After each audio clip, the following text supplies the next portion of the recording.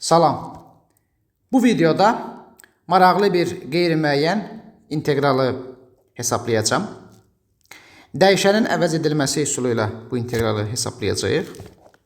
Deməli, integral kök altında 1 minus x kvadratı dx. Bu integralı hesablamaq lazımdır. Belə bir əvəzləmə edəcəm. Burada təbii ki, aydın məsələdir ki, x mənfi bir parçasındadır. Və burada biz x bərabərdir sinus t əvəzləməsi edə bilərik. Sinusun qiymətlər çoxluğu mənfi bir parçasıdır.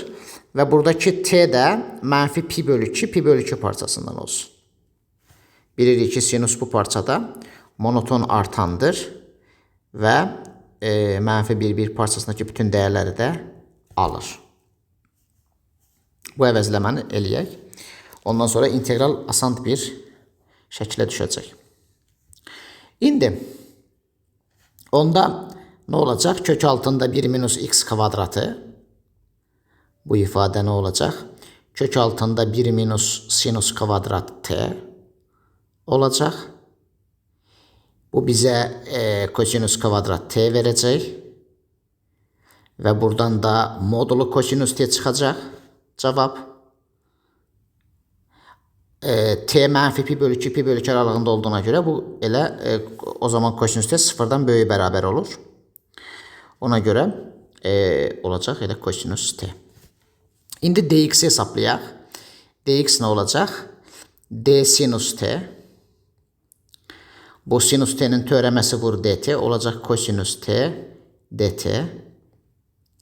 İndi kosinus t'ni hesablaya bilərik. Kosinus t nədir? Kosinus t hesablamağa gerək yoxdur kosinus t nəsində. Yerinə yazacağım indi. Nə olacaq?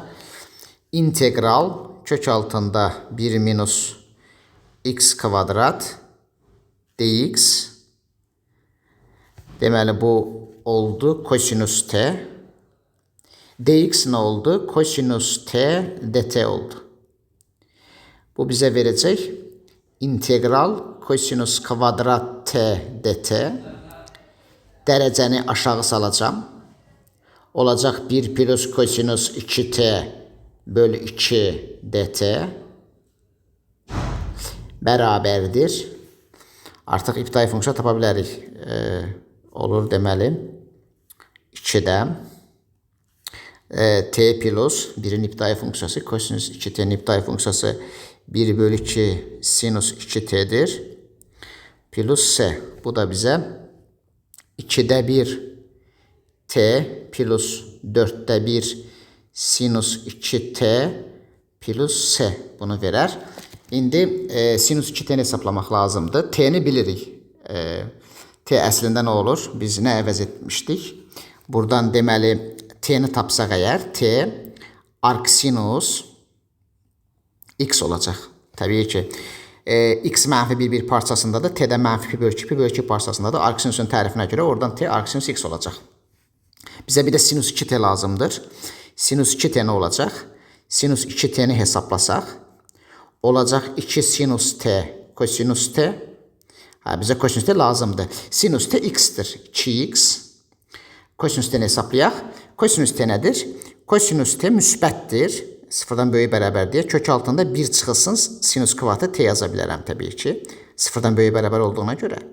O da bizə nə verəcək? Sinus t də x olduğuna görə kosinus t verəcək bizə. Deməli, kosinus t verəcək bizə kök altında 1 çıxılsın x kvadratı.